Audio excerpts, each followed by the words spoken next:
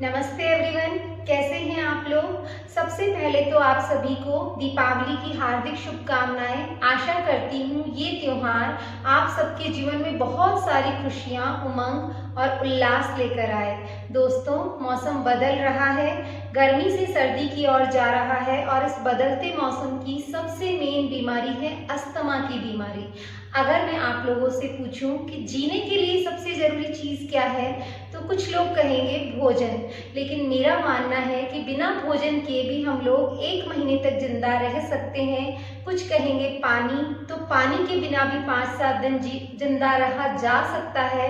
लेकिन जो सबसे जरूरी चीज है जीने के लिए वो है श्वास। श्वास के बिना हम आधा घंटे भी जीवन की कल्पना नहीं कर सकते।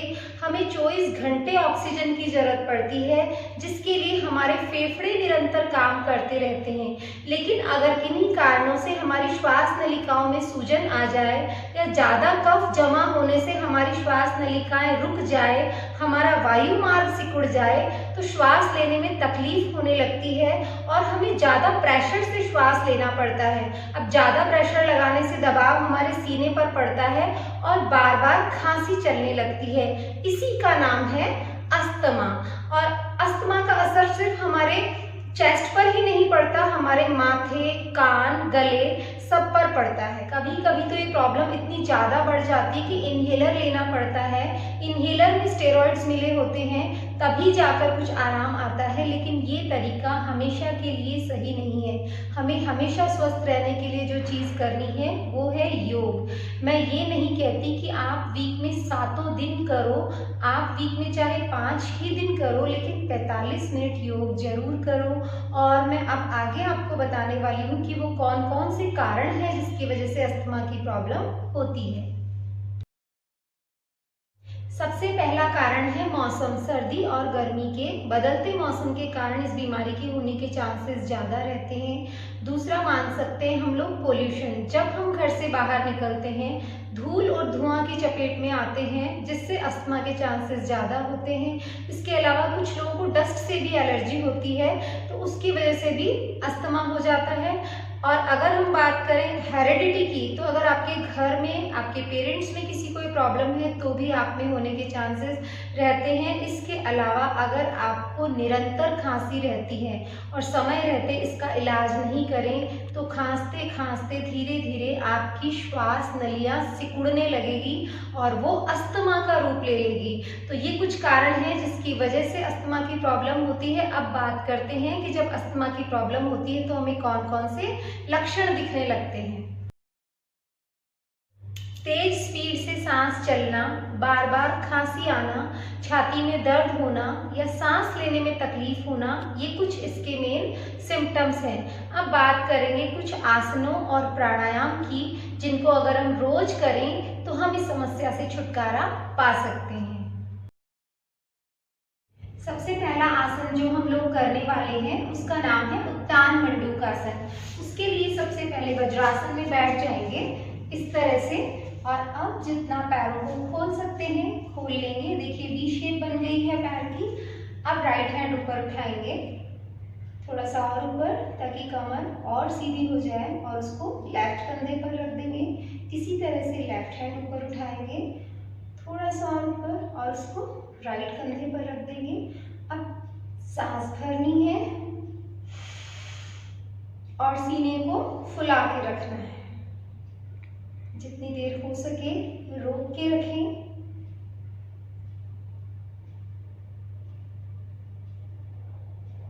धीरे से वापस आ जाएं, हाथों को खोल दें।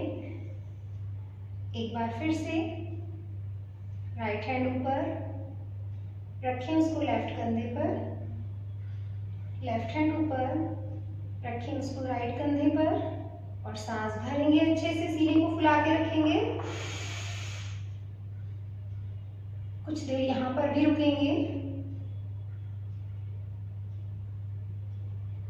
इस आसन को करने से हमारे लंग्स की कैपेसिटी बढ़ेगी और धीरे से सांस खाली करते हुए लंग्स को सिकोड़ देंगे। हाथों को वापस उसी पोजीशन में ले आएंगे। इस आसन को आप लोग 3 बार या कम से कम 3 मिनट डेली कीजिएगा। अब जो आसन हम लोग करने वाले हैं उसका नाम है योग मुद्रा। उसके लिए भी इसी तरह से वज्रासन में बैठे रहेंगे, दोनों हाथों को पीछे से पकड़ेंगे, लॉक करेंगे दोनों हाथों को और सांस भरेंगे और सांस खाली करते हुए धीरे धीरे नीचे झुकेंगे और जितना ज्यादा हाथों को खोलने की कोशिश करेंगे उतने ज्यादा हमारे लंग्स एक्सपेंड होंगे, लंग्स मजबूत होंगे और धीरे से श्वास भरते हुए वापस आ जाएंगे। एक बार फिर से दोनों हाथ पीछे से लॉक है, डीप इनहेल और श्वास खाली करते हुए जाएंगे नीचे। हाथों को ज्यादा से ज्यादा खोलने की कोशिश करेंगे, कुछ देर यहाँ पर रुकेंगे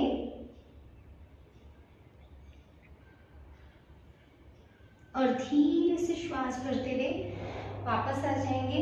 ये आसन अस्थमा वालों के लिए रामबाण आसन है।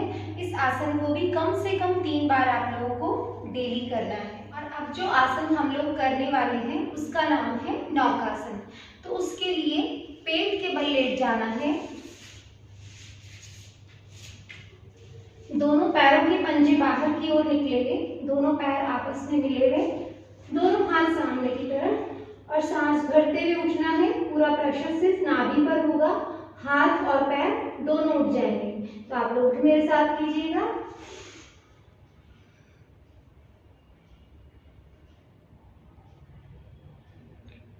और धीरे से श्वास खाली करते हुए वापस आ जाना है।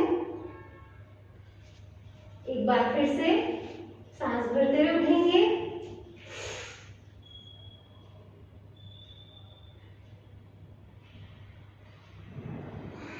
धीरे से सांस खाली करते हुए नीचे। इसके साथ ही जो दूसरा आसन हम लोग करने वाले हैं उसका नाम है सेतुबंध आसन। तो उसके लिए कमर के बल लेटना है, इस तरह से दोनों पैरों को मोड़ लेंगे। पैरों में इतना गैप होगा आपके शरीर की शेप में, न ज्यादा खुलेंगे न कम खुलेंगे। एड़ियों को हिप्स के पास टच करने की कोशिश करेंगे। दोनों हाथ पैरों के पास इस तरह से रखे होंगे, आप एंकल्स को पकड़ भी सकते हो। और अब सांस भरते हुए अपनी कमर को ऊपर उठाना है। चाहो तो आप गले का बंध भी लगा सकते हो, जलंधर बंध भी, और सीने को ज्यादा से ज्यादा फुलाकर रखिएगा। तो चलिए शुरू करते हैं। उठेंगे सांस भरते हुए,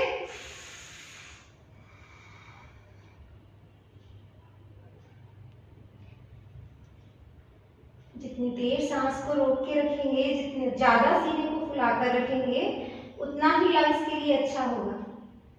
और धीरे से सांस खाली करते हुए नीचे। एक बार फिर से श्वास भरेंगे और श्वास भरते हुए उठेंगे।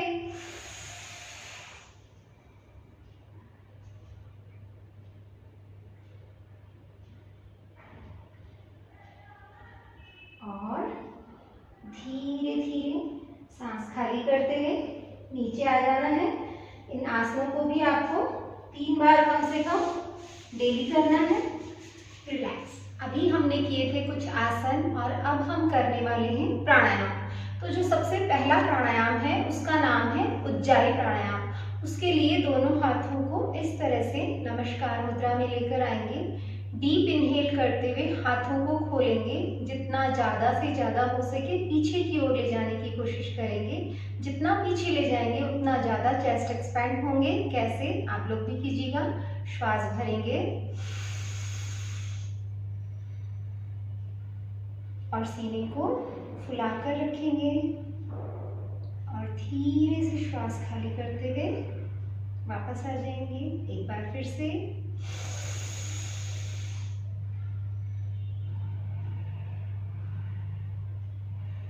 सांस खाली करेंगे, फेफड़ों को सिकोड़ देंगे।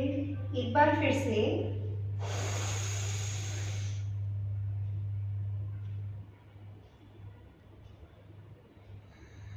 धीरे धीरे सांस खाली करते हुए वापस आ जाना है।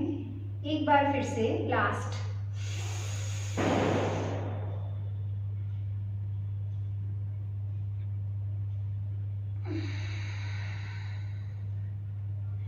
ये प्राणायाम आपको कम से कम, मैंने आपको इसके 4 स्टेप करके बताएं, आपको कम से कम 10 बार इसको डेली करना है। और ध्यान रखिएगा, कोई भी आसन, कोई भी प्राणायाम अस्थमा के पेशेंट को जल्दी जल्दी नहीं करना, और हर आसन और प्राणायाम के बीच में रेस्ट करना भी जरूरी है।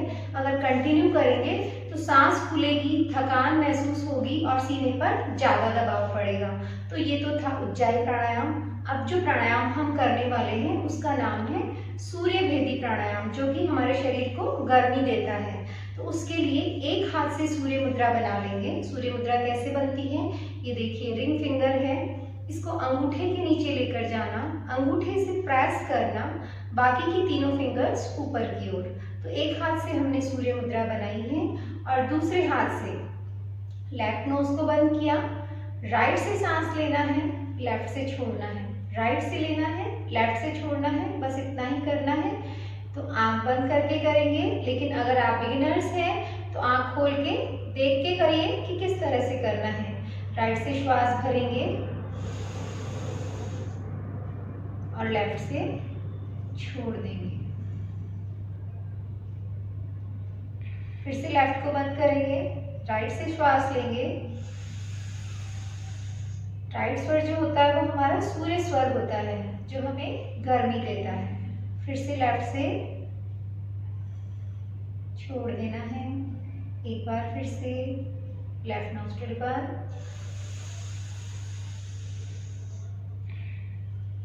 लेफ्ट से छोड़ दो। बहुत इजी है, राइट से लेना, लेफ्ट से छोड़ना।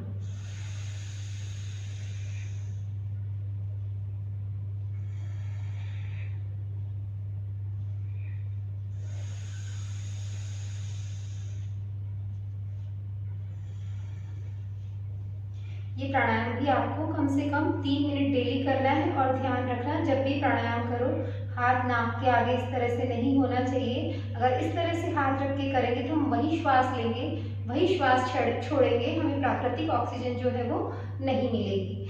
तो इस प्राणायाम को भी आपको कम से कम 3 बार करना है। और तीसरा प्राणायाम, जिसका नाम है अनुलोम विलोम, ये एक चमत्कारी प्राणायाम है। इसके लिए भी वही एक हाथ से हम लोग सूर्य मुद्रा बना लेंगे।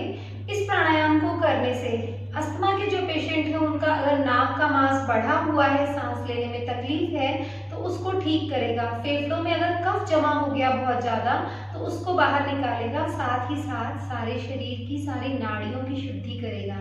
तो इसके लिए एक हाथ से हमने सूर्य मुद्रा बना ली है। अगर मौसम गर्मी का है, ध्यान रखिएगा, तो हमें लेफ्ट नाक से शुरू करना है, जो कि हमारा चंद्र स्वर है। और अगर मौसम सर्दी का है तो राइट से शुरू करना है। लेकिन जो अस्थमा के पेशेंट हैं उनको तो अक्सर सर्दी की ही शिकायत रहती है, तो उनको तो ज़्यादा राइट नॉस्ट्रल से ही स्टार्ट करना है। तो आप लोग भी कीजिएगा। ये देखिए, लेफ्ट नोज मैंने बंद कर ली है, राइट से श्वास भरेंगे और लेफ्ट से बाहर निकालेंगे, लेफ्ट से श्वास भरेंगे और राइट से बाहर निकालेंगे। फिर राइट से श्वास भरेंगे और लेफ्ट से बाहर। ध्यान रखिएगा, जितना समय श्वास लेने में लगे उससे दुगना समय सांस छोड़ने में लगाना है, यानी श्वास हमें धीरे धीरे छोड़नी है।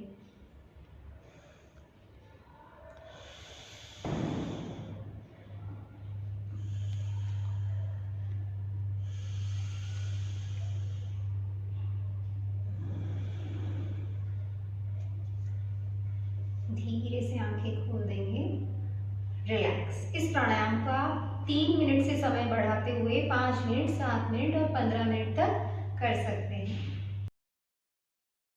और अब बात कर लेते हैं कुछ घरेलू उपायों की। तो अस्थमा के पेशेंट को ज़्यादा धूल, धुआं, अब धुआं चाहे अगरबत्ती की हो चाहे कॉइल की हो, उससे बचना है। ताज़ा पेंट की जो स्मेल होती है वो भी परेशान करती है, तो उससे भी बचना है। इसके अलावा ज़्यादा तेज मसालेदार खाना नहीं खाना है। जंक फूड, फास्ट फूड इनसे दूर रहना है और ज़्यादा तेज सर्दी और बारिश के मौसम में भी अपना बचाव करके रखना है। और अगर अस्थमा के पेशेंट्स को चाय पीने की आदत हो तो चाय में अदरक का इस्तेमाल जरूर से करें और साथ में रात में सोते वक्त दालचीनी, अदरक, अजवाइन इसका अगर काढ़ा बनाकर पिए तो भी सीने में बहुत आराम मिलेगा। ग्रीन टी भी अस्थमा के पेशेंट वालों के लिए बहुत अच्छी रहती है और रात को सोते वक्त तिल के तेल को गर्म करके गुनगुना करके अगर सीने पर उसकी मसाज करें, धीरे धीरे मालिश करें तो भी फेफड़ों को बहुत आराम मिलेगा। तो दोस्तों आज के लिए बस इतना ही। अगर आप लोगों को मेरा वीडियो अच्छा लगा हो तो लाइक ज़रूर से कीजिएगा। कमेंट बॉक्स में जाकर कमेंट भी कर सकते हैं, कोई क्वेरी हो तो वो भी पूछ सकते हैं और अस्थमा के कोई पेशेंट हो तो उनको मेरा वीडियो भी शेयर कर सकते हैं। अगर आपने अभी तक मेरे चैनल को सब्सक्राइब नहीं किया है तो ज़रूर से कर लीजिएगा। मिलते हैं अगले हफ्ते फिर से एक नए वीडियो के साथ। तब तक के लिए नमस्ते।